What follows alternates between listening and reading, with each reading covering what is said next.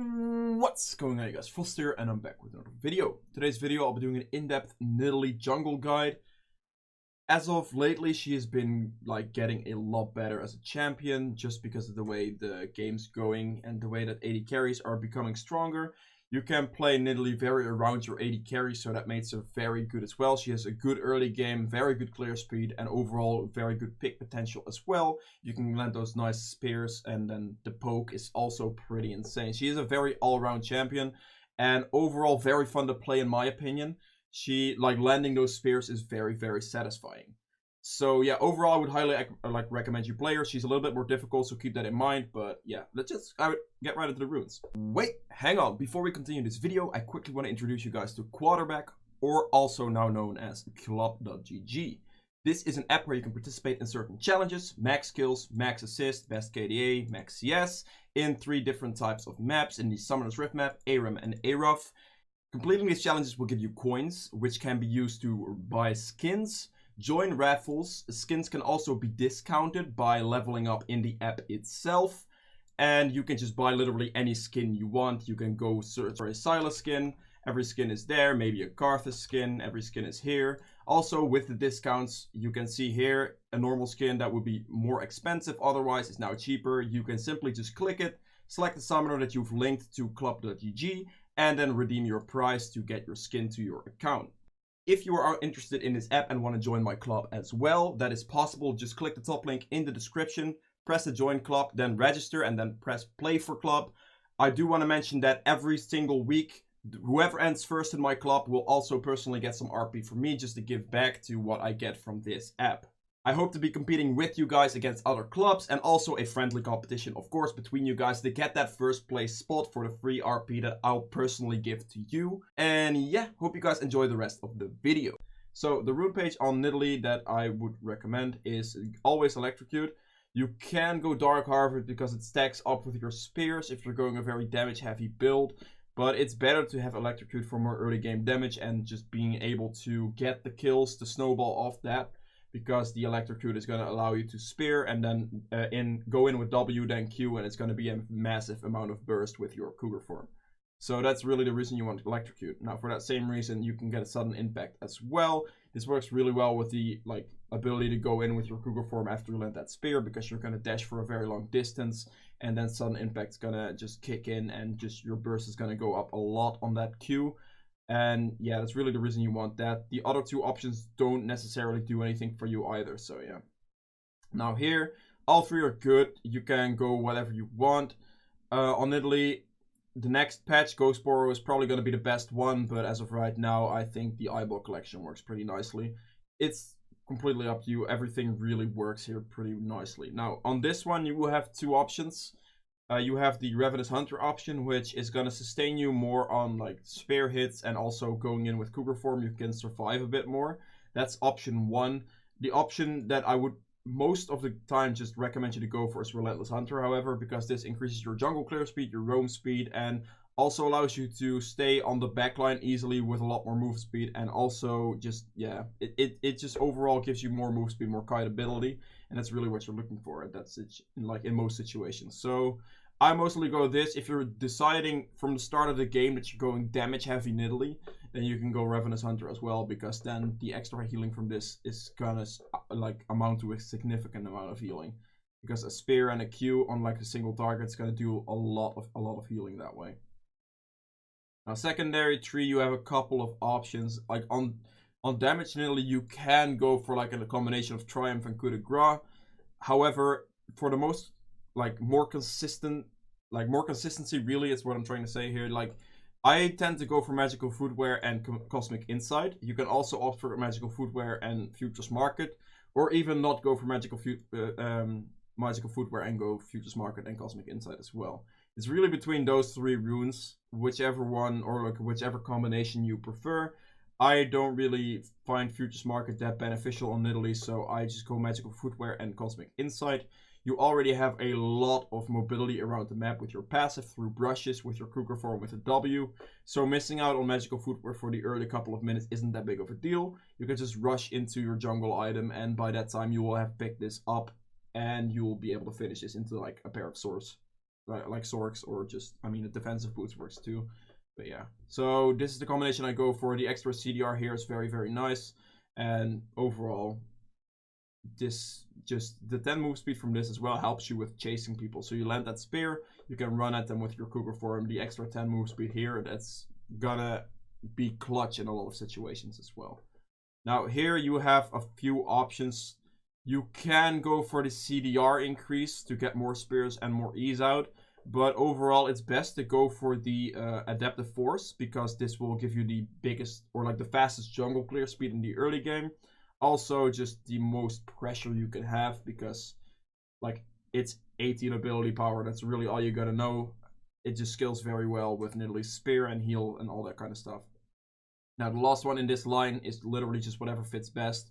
Against magic opponents, you can get magic resist. Against physical damage opponents, you get armor. And against like neutral opponents, like tanks mostly, you get this HP. That's pretty much the runes for Nidalee. Let's just get right into the item build then. Now, for the item build, you can on Nidalee start with both, but I always start with Hunter's Talisman, because this is just a way healthier clear and like an easier clear to do full clear with. If you go Machete, then you're gonna get low off like doing Krugs and Raptors, so you need to be aware of that. With the Talisman, you can use your W from your Kruger form in combination with your passive that you can get from your Q and W in human form to sustain yourself throughout the entire jungle without using a single health potion. So this is the one I would definitely advise the most. It's the easiest way to clear Nidalee's jungle. However, if you are more experienced on Nidalee and you are going for a more aggressive style on Nidalee, then Hunter's Machete is going to speed up your jungle clear, and then this would be the better option then. But for learning Nidalee initially, definitely do Hunter's Talisman. And if you want to then go aggressive Nidalee after, you can go Hunter's Machete. Now after this, your first initial upgrade really is just your jungle item as fast as possible. You want to get it with Red Smite, because Nidalee is very squishy. In a lot of dual, like 1v1 situations that you can get into where people dive you, you can Red Smite and they will do significantly less damage to you, and you will deal more damage to them. And that just comes in clutch a lot. Like a lot of fights have been won or lost based on having Red Smite on Nidalee. So that's definitely the one you want. Now by this time you should be getting your magical footwear about now, so you can upgrade it into Sorks. The reason I get Sorks every game is just 18 magic pen on the spear is just a lot of extra damage. Like with the spear hit and 18 magic pen, and then also following the next magic pen, you can just get a lot more damage in. It's gonna allow you to one-shot people a lot easier, especially throughout the early mid-game. This just works really well that way. Also, upgrading your boots pretty quickly on Nidalee is very essential, because landing a spear from a lot of range and then switching to cougar form, having higher tier boots or just more movement speed in general is going to allow you to get into that spear range, or like the W range for cougar form, to actually kill someone as well. So also, move speed is a faster jungle clear and faster roam, which as a jungler is great in and of itself. Now after this, you have a few options. You can go for a Lichbane. This is a very heavy scaling item. So let's say you have a good amount of kills and you can just pick up this Lichbane. This is gonna snowball you completely. Like picking up that Lichbane, just going in with a spear and then W cougar form Q, you can just instantly delete somebody. If you land a good range spear with this combination, it's gonna be over for them. And that would be a scenario where you can go for this. This, however, does mean that you need to look at the enemy team like properly and look if you have the ability to jump on certain targets, if they have like certain escapes. If they do have those, then going for a Lichbane isn't really that worth it, because then it's like going in actually becomes a lot more difficult and it's not going to be as effective of an item at all, like at most of the times. So in those situations, I tend to opt for more magic pen in the form of the not like Oblivion Orb. It's going to give 15 extra magic pen, which is going to make your spears even hurt even more. Also, 200 extra health works really well on Nidalee because you are very, very squishy. So this just makes you a little bit more tanky. And then the Lichbane kind of goes out of that build if I don't really see the enemy champions being too easy to dive. Most of the time this is against a lot more tanks. I will not go Lichbane. If I'm against a lot more squishies, however, then Lichbane is the better option, because then you can literally just jump in on any spear and go for that. However, if you are snowballing really hard throughout the early game, Lichbane always still a good option, because if you're snowballing, you're going to be very far ahead, and then even the tank is going to be a one-shot. So just keep that in mind with Lichbane. Now, after Oblivion Orb, you have a few options. Nidalee is able to go for a very supportive build in the form of Athenes and... where's the other one? There it is. Athenes and Ardent Sensor. This combination on Nidalee works really well with her E. It's going to give you about, let's say, 800-ish heals with a max heal in the later stages of the game. So you can easily just heal your AD carry for 800 and then also give him an attack speed boost of 90%, because your E itself gives 60% and then Ardent Sensor gives 30%. Also, the heal power increases, so your heal becomes stronger. You get move speed, which is very nice. Base mana regen works really well too for more poke and just more healing in general. And the on hit is going to be very effective. So I would only recommend Ardent Sensor if you have a Vayne, Kog'Maw, Varus, like anything that builds Gwynsus on your team. If you have something that builds that item, go Ardent Sensor on Nidalee if you are going support build in the first place. If you're not going support build, then it doesn't really matter. But if you have Kog'Maw, Vayne, Varus, Nico even, if people still play Nico AD carry, it's kind of died off a little bit. But yeah, in those situations, Ardent Sensor is very good, because the unhit from that and the extra attack speed just really boosts those champions up a lot, and they're going to be a lot stronger, and you can carry off that, like you can let them carry you kind of, whilst you carry them through the team fights with a lot of healing. So Ardent Sensor is only an item in those situations, and an item you gotta remember for that. But Athenes overall is a very solid item on Nidalee. It's an item that you can easily pick up every single game, even if you're going high damage Nidalee, because this item just makes your heals do an absurd amount on your allies. Like, you can instantly, with a full max damage build with death cap and everything and just an Athenes, you can literally heal your AD carry for like 1000 HP, and that is massive. Like, he gets low in a team fight, or just anyone in general. Like, your mid laner might get low, he doesn't have sustain himself. You can easily just put an Athenes heal on somebody and it's just over for them. Like, the enemy team, all their damage on them is just became obsolete because they're full HP again. So this item is very big, and is an item that I will, in a damage build, always pick up as like a 5th or 6th item still, because of the fact that you just heal your teammates so much. It's actually insane. In a supportive build, I pick it up a little bit early right here. Just if I'm not snowballing heavily, then the Athenes is a very good option, because you can play it a little bit more defensive and you can still like deal a good amount of damage. Also, it's a very good magic resist item on Nidalee as well, so keep that in mind too. Now, with a damage item setup, you can go like Oblivion Orb, and maybe then you're not scaling as hard. Could be optional, but what can happen is Oblivion Orb into a Zonias is usually what I do if I'm scaling very well. Lichbane is optional. I don't do it every game. As I said, it's only against more squishy enemies. Against more tanks, I like to still go Zonias, because it allows me kind of to do the same thing as Lichbane. I do a little bit less burst damage than with Lichbane, but most of the time it's still enough. And with the magic pen from these two items into a Zonias, I can hit a spear, go in with W, Cougar form, hit a Q, then press the Zonias after I one-shot somebody to get out afterwards. So that's a very good like offensive pickup as well. It gives a good amount of armor too, so keep that in mind. Also, CDR works really nicely because of the like extra additional spears and all that. Now, to follow this up in a damage build, I will usually either build an Athenes now, or I will finish the Oblivion Orb into the Morellonomicon. This is gonna be very good into high healing comps. Let's say the enemy team has like a Soraka or Kayn jungle, or just anything that needs to rely on healing. Upgrading the Morello after like a Zonias is a very good buy in those situations. And then you can still go for the Athenes, or you can even go for a death cap at that point to just boost up your ability power. And that's usually the way I play this out. Lichbane is an option in those situations, but in most cases, like just getting straight ability power and just poking with Qs and healing your teammates for absurd amounts is a very solid and just good team fight style of Nidalee. So if you're not like absurdly scaling through a game and the team fight stages are arriving, then just going straight AP for that works really well. Now the Athenes is kind of like switch out between these. If I have these 5 items though, the death cap, I will always end into an Athenes. You guys might think, where is your Void Staff? Well, I do get those, but I do get it. But I already have a lot of magic pen from these 2 items, so in most cases I still get through a decent amount of magic resist. But in the later stages of the game, as a final switch, I will switch out Runic Echoes for the Void Staff to be able to get through the like eventual magic resist. So in those situations, it's a final pickup, and that full build is going to give you 1,000 like health heals on your team. That's absolutely insane, and yeah, that's really the way you want to build Nidalee. The Void Staff is the last one there, but yeah.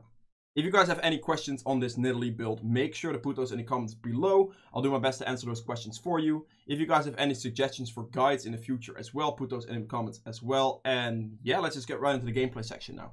Alright, welcome to the gameplay section of this guide. As you can see, I am playing Nidalee, of course, into a Zac, which isn't too bad of a matchup for Nidalee. Most tanks are an okay matchup if you can get those. The main thing with tanks is that you are really not able to kill them that easily.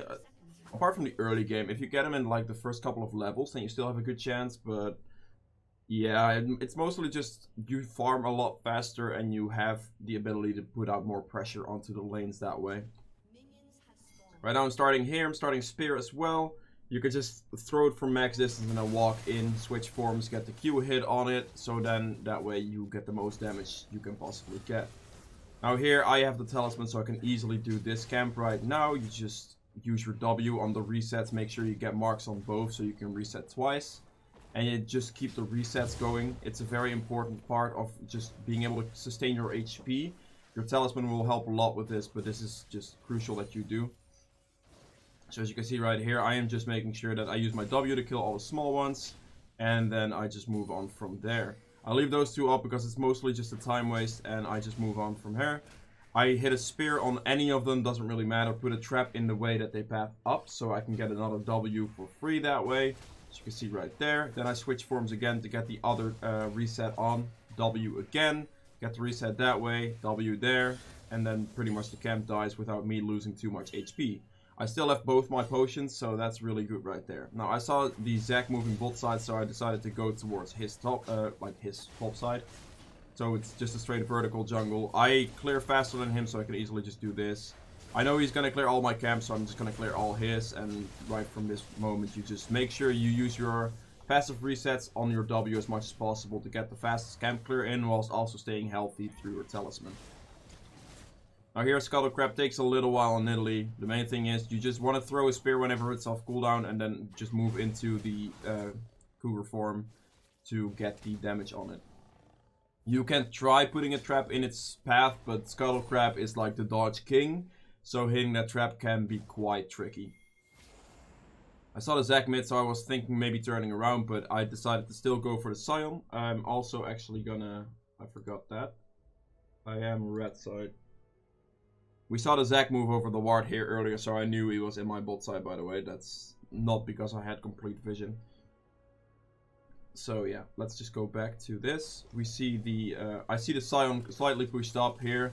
So I can easily go for this. Urgot just goes in. I tried to put it in his path. He jukes that spear very nicely and kind of gets out at this point. It's very crucial that you land those spears. The best thing you can do with those spears in this situation is try to move in as close as you can to give you the highest chance of actually landing the spear.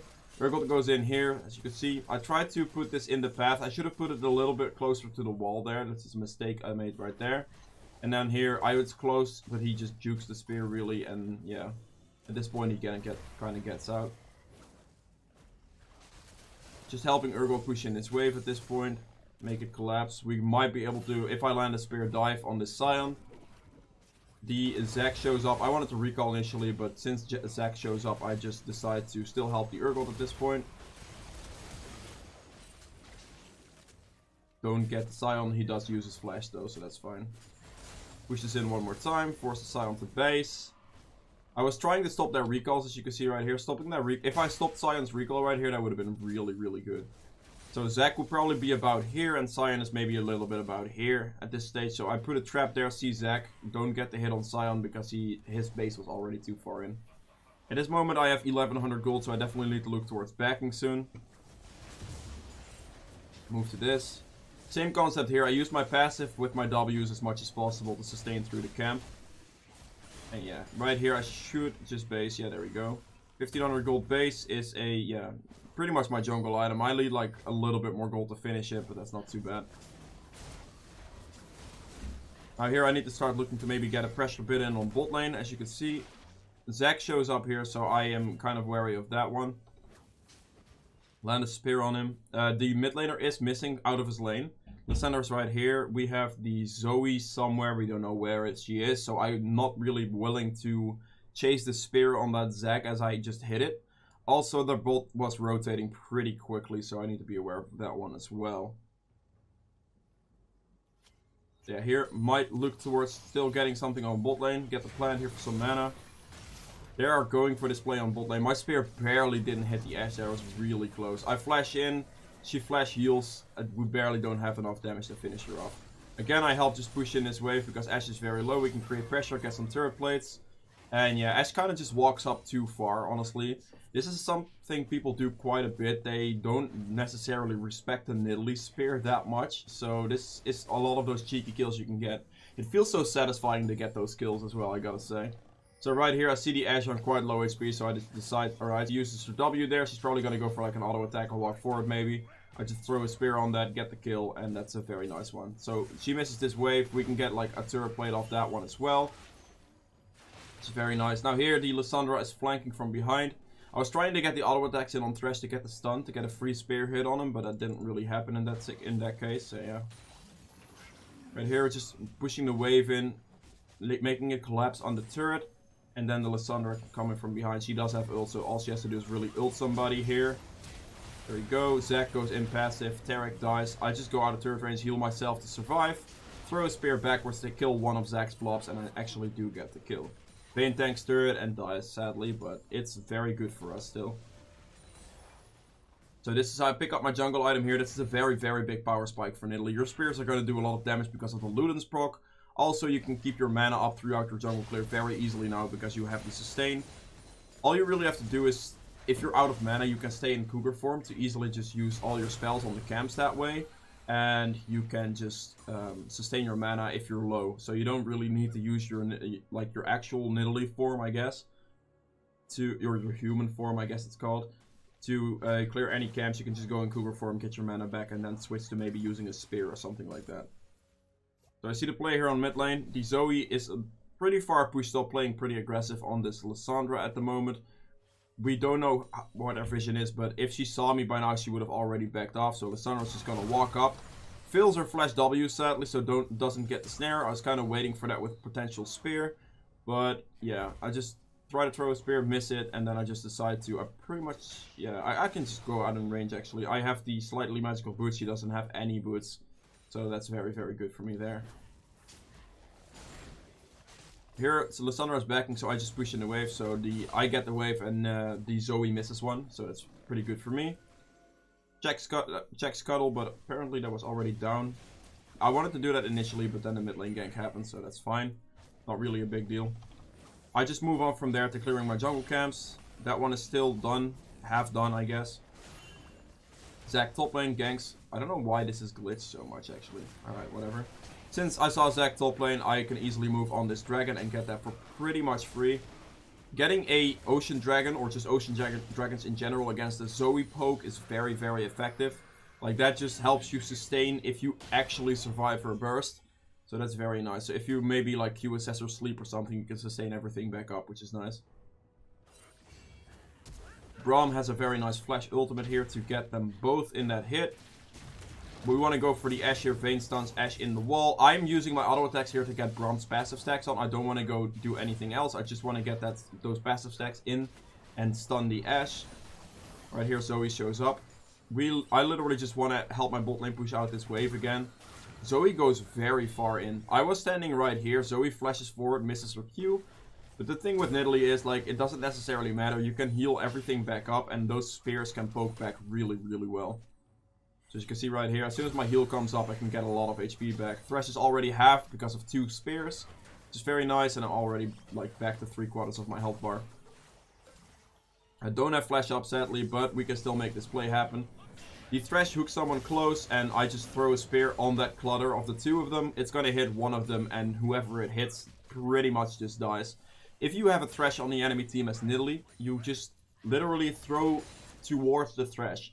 If you see someone walk towards the Lantern, or someone you're trying to kill that way, literally just throw it on top of Thresh, and either you will hit the Thresh with it, or you will hit the target with it, depending on your timing with it. So having a Thresh against you is actually pretty free for just landing some straight up Nidalee spears that way. Right here, I am sitting on a good amount of gold. I decided to clear Gromp and just go back bot lane. Ashe was kind of alone, so I might be able to make a play happen here. Or either way, just push for some turret plating. My bot lane really wants to back here, so then I just back off. I see the Zac topside mid, as you can see on the ward. And he didn't have red buff, I checked. So you can easily go for that red buff right there, because it's most likely up. It's very important that if you see the enemy jungler, always check if they have buffs in general, because that way you can know if maybe the red is up or the blue is up, and you can try to steal those. Now Lissandra here goes in on the Zoe. I just walk up this way, I throw a spear, hit the spear very nicely, flash in with the W, and then Q. That was a very clean spear hit right there. Always try to, when you're trying to hit those spears, there's a little technique behind it to hit them more often. It's still like mostly practice, but yeah. If you have the CC on your team, like let's say Lissandra ultimate or just a snare or a stun in general, always wait for them to happen before you throw the spear. If you don't get that opportunity, then always try to throw it in their walking path or in their escape path or like chase path or something. Because if you try to hit them straight on, they can easily dodge it, and you have to predict. Especially if the player is any good, like in this elo, this is probably like, I'm guessing high. I'm pretty sure most of these players are like high diamond / master. Like there's no way that they're any lower than that. So yeah, just try to throw them in the walking path. If, however, you have something like a Zoe with guaranteed pathing with her ultimate back and forth, you can easily hit them in those situations. But apart from that, just hit it in the walking path. That's the most effective one. Oops, I just pressed backspace, I think. Yep. Lissandra goes in there, I just walk up. And here I just throw it just right before the minion wave into her walking path, and I just get the Zoe there with the flash Q. Now here again, push mid lane in. Always when you get those kills, especially early game, push for platings. Like right here we can get a lot of turret platings. I'm pretty sure we just pick up this entire turret right here. That's a lot of additional gold. So we not only get the kill, but we get a lot of gold out of it as well. Now I see the Sai on top lane here. I saw him here, so I can easily still chase him into that situation. There he is. I figured he was in the brush. You can use your W to check brushes that way. It's very simple. I red smite him here so he does less damage to me, which is very important. Then I just try to kite him out as much as possible. Zac's here as well. The Urgot is teleporting, so I know that, and I play around that as well. Now right here, because of Sion passive, I need to kite this out. Zac gets ulted right there. I cannot walk into melee range of this passive because I'm instantly gonna die to it. It does a lot of damage, and you have to respect that. Standing a bit further in the backline, trying to heal my team up as much as possible. I value the heal on my teammates a little bit more than the heal on myself in most scenarios, because I know that I can just play back, throw a couple spears. If it's like a Lissandra or like an Urgot, they have to go into melee range more, so having more HP on them is worth it. So in those situations like that, just try to lean back a little bit more and just go for the spears from range, and then just heal your teammates. Now again, as you saw right there, this is typical like spear things you have to keep in mind. So right here, the Zac gets into his passive from the Urgot Q.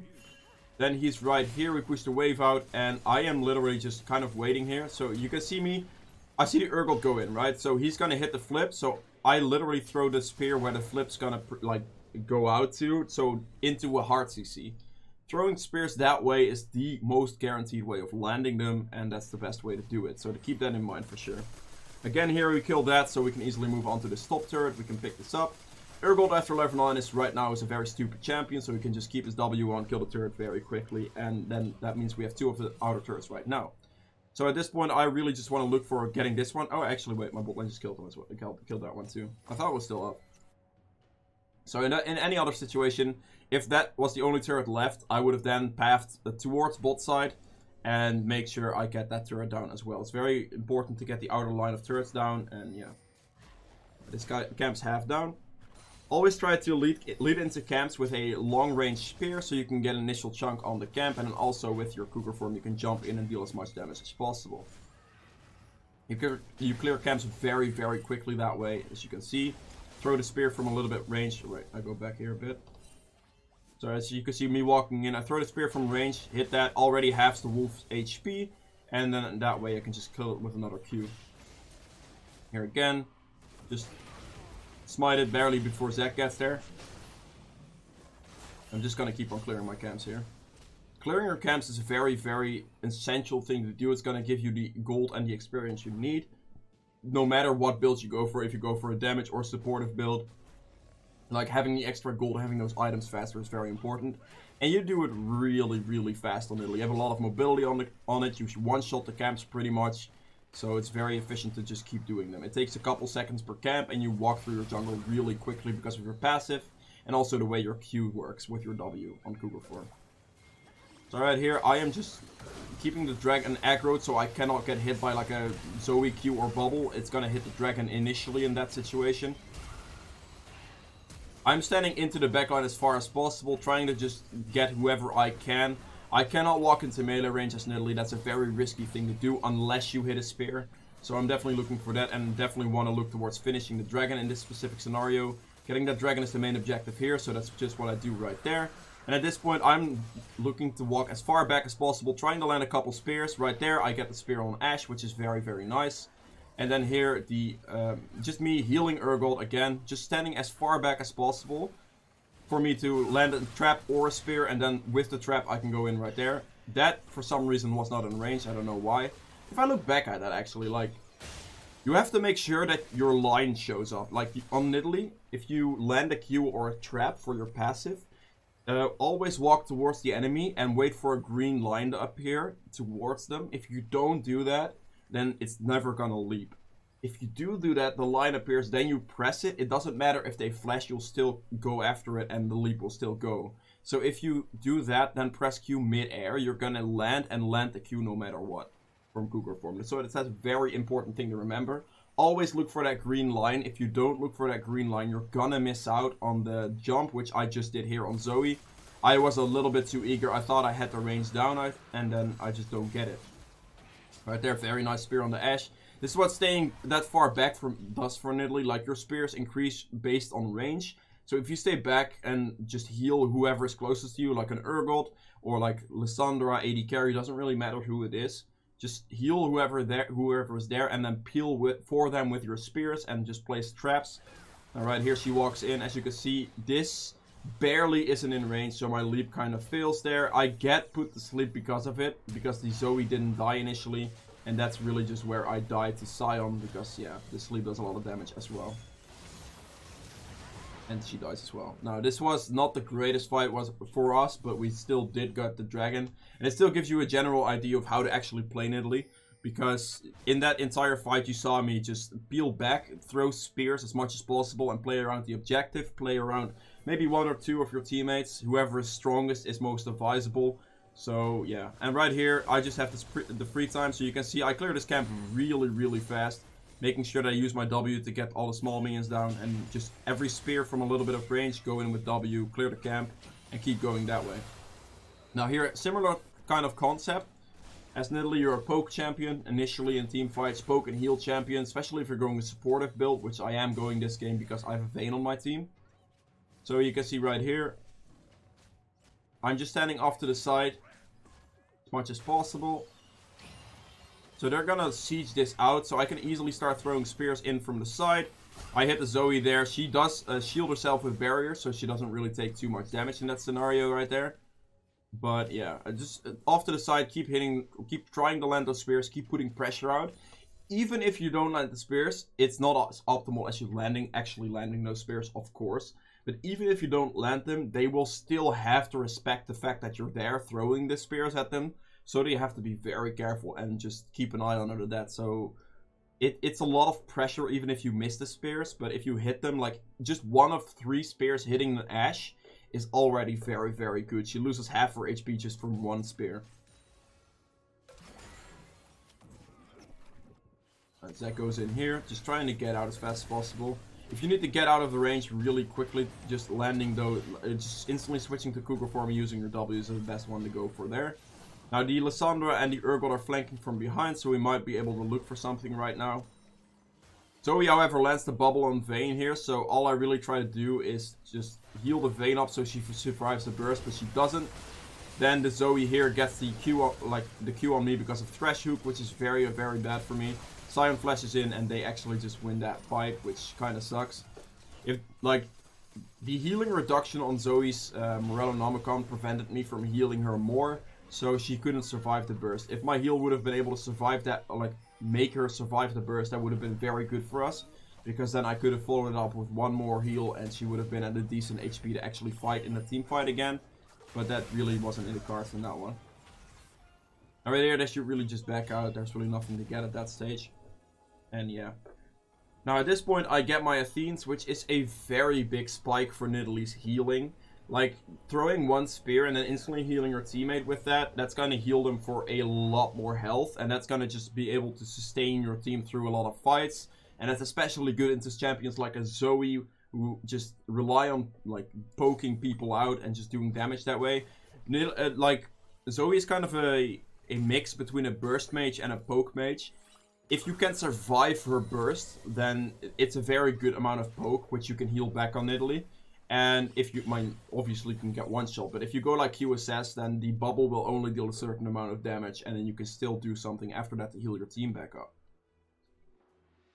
Again here, just making sure that I keep clearing my camps whenever they are up, because I need to get my experience and my gold up still. I do them very quickly, so it's a very good thing to just keep doing. Now, we see Sion here. He dodges my spear very nicely with the way he path, but it doesn't necessarily matter anymore because well, actually, never mind. I didn't block his ultimate properly in that case. Always when you're like trying to beat a Sion that way, always try to path towards where he can ult away. And I didn't do that properly right there, so he actually got away in that situation. That's kind of, yeah, pretty bad on my part, really.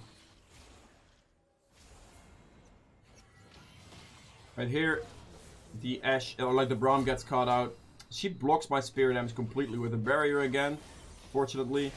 That is a lot of damage from Zoe, and I literally just get killed.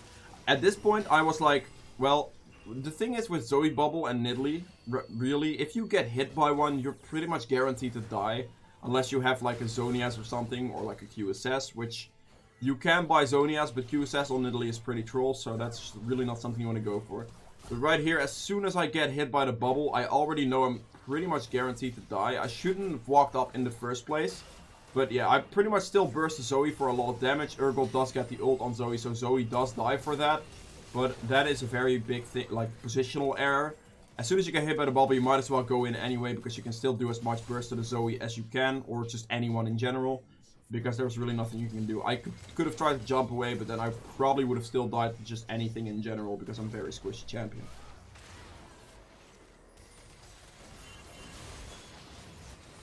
Of that, the fight didn't really end up going too great.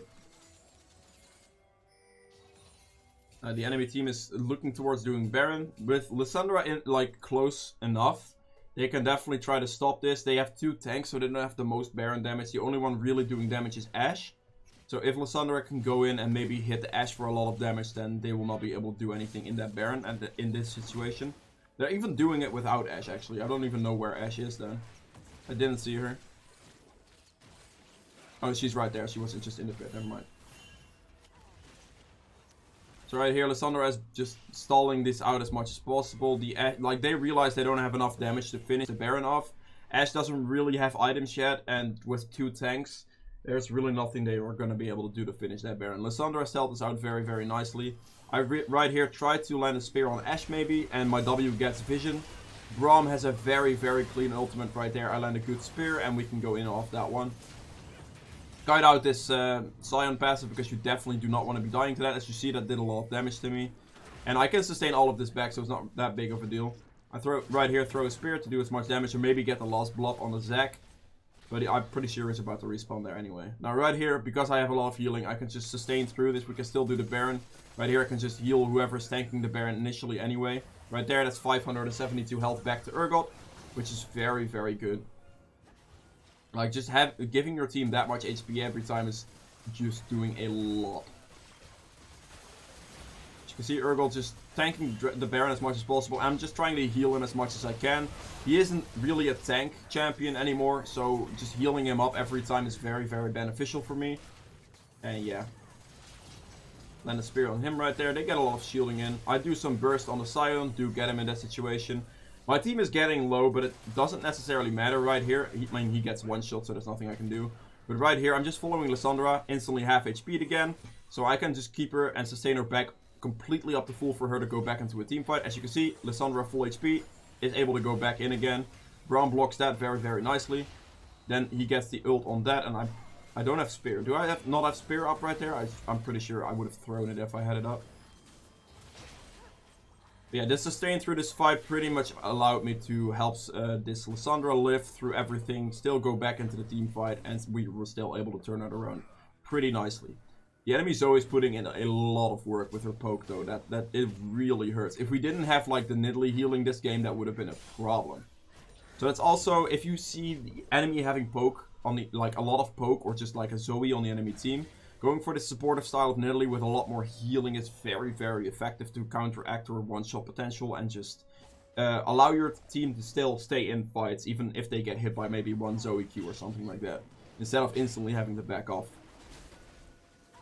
Now, back on the back of that fight, we can easily just go and pick up this dragon. And yeah, that's a very nice one. We get a second ocean into that as well, which is even more sustained, so that's actually really, really good for us. Now here on Nidalee, getting these blue buffs is pretty essential. You might think you want to give this to your mid laner, but if I don't have this blue, like with the blue buff, I'm gonna just be able to heal my team a lot more through the fights and also throw a lot more spears for poke damage. So you can stay on the back end, throw a lot of spears, and also heal your team up from like Zoe's poke, or just potential engages, or just stick with your AD carry a lot easier. Like, blue means a lot more healing, a lot more poke in general. And that's really what you're looking for in a lot of team fights as Nidalee. Pretty sure this is the moment where I have enough for Ardent Sensor. Yeah, there we go. If you have, like, an AD carry like Vayne or Kokma, or, like, anything that does well with attack speed, getting an Ardent Sensor on Nidalee then instantly becomes a worthwhile choice. You don't have to do it, but if you have the option for it, if you do have an AD carry like this, if you have like an Ezreal or something, even though he isn't that great of a champion anymore, if you have champions like that, then Ardent Sensor really isn't worth it. And you should just look towards build towards looking more ability power, like Death Cap, like stuff like that, like Void Staff, Death Cap, that way. Because in those situations, then the straight up ability power is going to do more for you than just building an Ardent Sensor.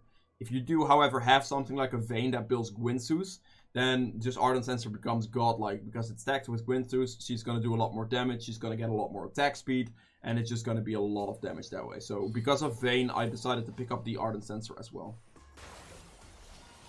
Alright, here, same strategy as before. Stand off to the side as much as possible, in a place where they can't engage on me.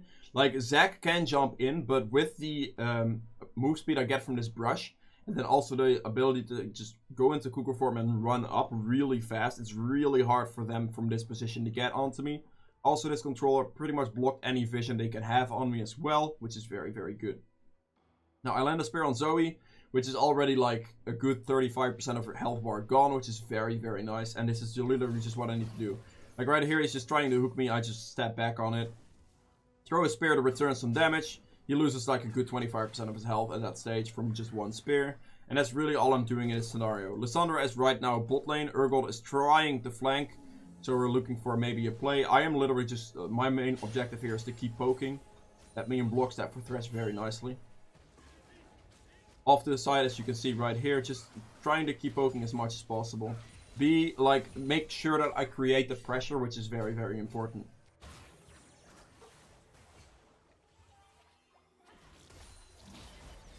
Right here, I'm still off to the side just waiting for something. I get hit by Zoe Bubble right there, so I just instantly walk towards this direction. Try to get as much distance between me and her. She can never get in range of me unless she flashes for it. So she has to like ult over, flash, then hit me with a Q, but Urgot's already blocking, which is very nice. Again, that's the only downside about this wall and Zoe. Like, she can shoot it over that side and that's gonna hurt. But yeah. Now right there, because of the trap, she gets the proc on her anyway. with my heal I can sustain myself and Urgot as well. So right here, if I highland a spear, he has the healing reduction on him sadly, so he doesn't get as much health back, but yeah. Now this is a very like good thing to note against the Zoe as a Nidalee, with landing or like any skill shot on Zoe in general. Right, like if she uses her ult, she's always gonna go back to the old place. So in those situations, you can easily just hit a spear for free pretty much. So you can see right here. So he's gonna go over the wall, and I just throw a spear on where she was, as you can see. She goes back, she tanks the spear, she loses the most of her HP bar. She's very low now, so she has to respect a lot. Urgot doesn't have to back because I can completely heal him again, as you can see in a second. Look at the amount of healing I just do to this Urgot. Like the sustained version, 778 healing is insane. So like, right here off to the side again, just looking for an opportunity. My team kind of gets caught out a little too far though, sadly, so that's unfortunate. But yeah, the best play I can still make is stay off to the side as much as possible and just try to kite it out. Land a spear on him. Also, landing that spear resets your cougar form, so you can instantly transform again. So that's what I did. Land the spear, Q him, pretty much kill him. I trade the Zac whilst like they got my entire team, which means that they will not be able to do Baron if I survive. So I am literally just trying to stay alive so they can never do a Baron in this situation. I can walk around again. My team is dead, but I can still do the same thing as I was doing before to create the pressure. If I do land a spear on anything, that's gonna just be very detrimental to them as well. Like right there, Thresh is pretty tanky, and since I went for a supportive build, my spear doesn't do as much damage. If you went for a damage build, that Thresh would have been like 10% by now. But yeah, that's completely up to the style you chose. I'm just deciding to stay out of range as much as possible. There's really nothing I can get here. I'm literally just waiting for my bot lane to respawn, or just my teammates in general to respawn. Throwing spears for pressure so they can't easily walk out of base. They're gonna go for this inhibitor anyway. Putting traps down as well in case they walk over them. Like, those traps are very important to get a potential passive proc on somebody and kill them that way. Now my team is respawning at this stage, so I'm instantly positioning myself between their escape path and my team. So right here, they have to go through me at this point to even get somewhere. She uses Rosonia's there, Lissandra gets the kill on her. I have the pressure on these two at the moment. I go in, like, as soon as you land a spear, go in with cougar form, you're gonna do a lot of damage.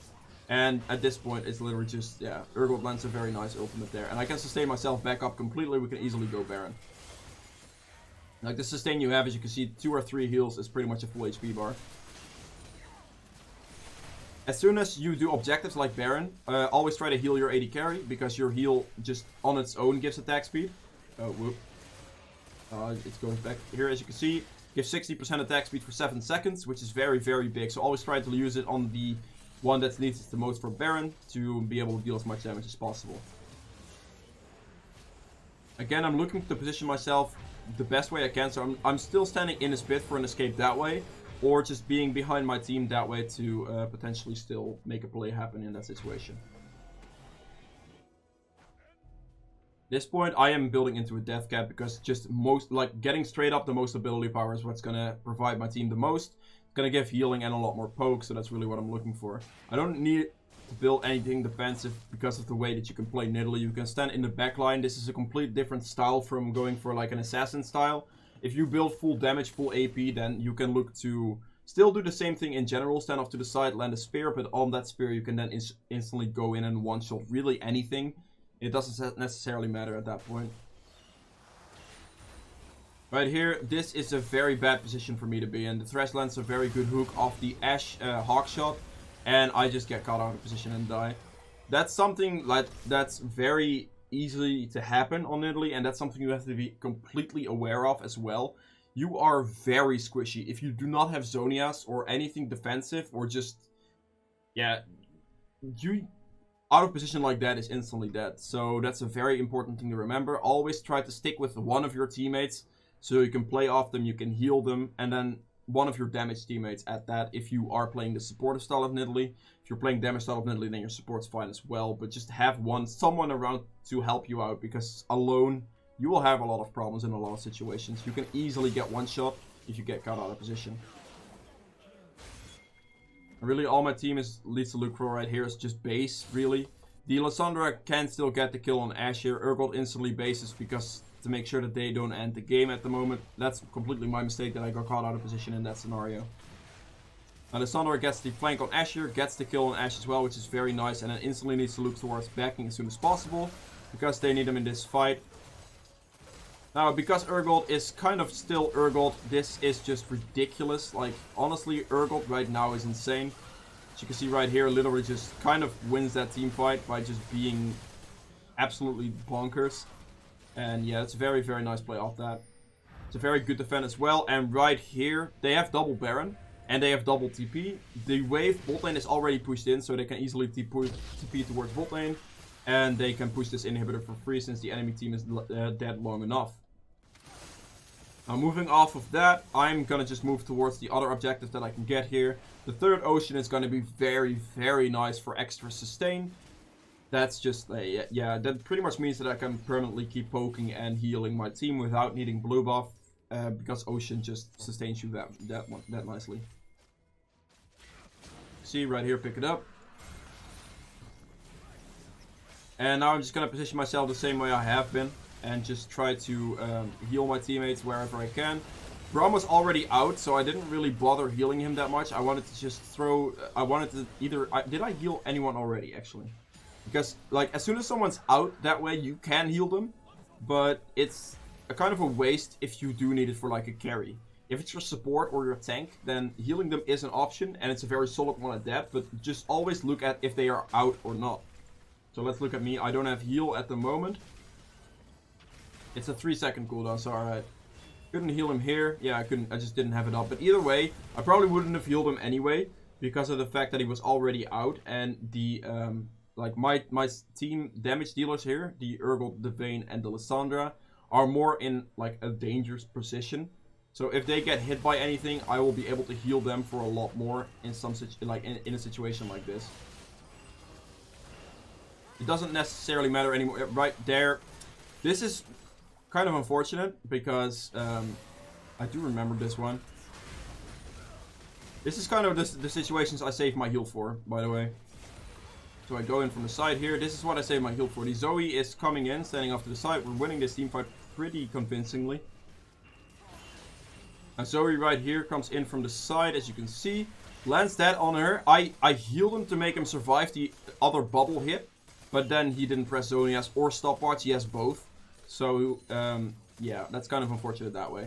I don't know if you guys knew this, but if you have Zonias and you have stopwatch and you haven't used your stopwatch yet, you can Zonias into a stopwatch. You can have the double duration that way, if you want to.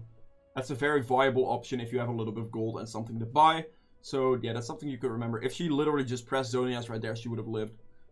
Because of the heal, because I saved it. If I healed a Braum in that scenario whilst he was out, not that I could have, but I probably wouldn't have done it anyway. You always need to look at the team fight and judge if someone is safe already before you start healing anyone else. Because in those situations like that, you can easily just need that heal, because that heal came in clutch. If I didn't heal him right there, she would have died to just the bubble hit like initially, and she wouldn't have even had the chance to Zonias. Even though she missed the chance to Zonias, that would have been the best play. Alright, here, I can now start standing everyone back up at this moment. This is where you can easily just start healing your support again, or just anyone, a tank that's low or something like that. As you can see, this heal should come in shortly. 2 seconds. Like, the healing on this is insane with the Athene's combo. Oh, it's not even Athene's, it's not even stacked. It's 465 healing anyway. So, it pretty much means the support's able to fight again. And that's on the back end. Like, initial in team fights, you need to save that heal as much as you can. If you're playing, like, just Nidalee in general, just save the heal as much as you can until dangerous times come, and then you need to start healing for that. We can just keep pressuring here, really. We still have the Baron. Actually, we don't have the Baron. Yeah, no, Vayne still has the Baron. I was looking at myself for a second. Alright, here we want to get out. Braum does get caught at the end there, but it's completely fine. We just leave him and we get out. Do I have enough for death cap at this point? No, I don't. Alright. I mean, I probably get like a blue pot or something then, yeah. And just move on from there. All we have to do now at this point is really just go top line and move on from there. Not sure by what bubble I got hit there, but I guess I got hit by a bubble. Maybe there was one in the brush or something. Now again, here, just see me position myself to maybe land a spear on her. That's a good chunk of HP. Lissandra gets the follow-up on that very easily. And pretty much since Zoe is dead, we win the game. Like, she was the biggest threat on the enemy team. And her getting just hit by a spear and then a Lissandra ult like that is over. As you look at the positioning, I'm literally just focusing on the turret and staying towards the backline. I see the Lissandra go into the Zonias right here, so I'm literally just waiting for her to get out to heal her. So you can see 758 healing to get her back to a fightable position. And I'm just standing on the backline, throwing spears on cooldown, throwing heals on cooldown. There's really nothing I can do in those team fights to actually jump in. So for that, and because the way I've built this specific game with the supportive build, then that's just the best optimal play I can make. If you are getting the damage build in, you can still play the similar playstyle. You have to still play the similar playstyle in these types of fights until you maybe land a spear or see someone out of position that you can one-shot. Like this playstyle is very, very similar, unlike full damage Nidalee or the supportive style Nidalee. The only thing is, with full damage Nidalee, landing one of those spears can just instantly end them, like end anyone you've hit. Whilst with supportive Nidalee, it's gonna take maybe 2 spears before you can actually go in and actually kill somebody. Supportive Nidalee is more getting just initial poke out, just a little bit of it, and mainly just healing up your teammates a lot more than executing people just one-on-one. So it's kind of whatever style you prefer works, or whatever just fits into your team a little bit better. This specific game, if I went for damage Nidalee, I would not have been able to sustain my team throughout as much Zoe poke as I have. And that's really why this build was the better choice this game. Overall, I hope you guys enjoyed this video. If you did, please make sure to hit the thumbs up button as well. If you guys have suggestions for future guides, put those in the comments below as well. And yeah, see you guys in the next video. Bye!